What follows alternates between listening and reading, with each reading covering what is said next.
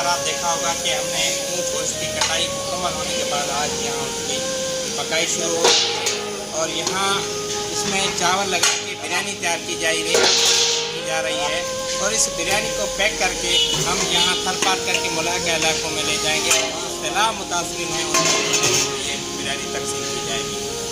हम ये आलमगीर का ये सिलसिला गुज़श्ता 1.5 माह से मुसलसल चल रहा है। पका पकाया खाना जो है मुतासरीन में तकसीम किया जा रहा है। हम अपील करते हैं कि आलमगीर का साथ दें और मुतासरीन की ज़्यादा से ज़्यादा मदद हो सके।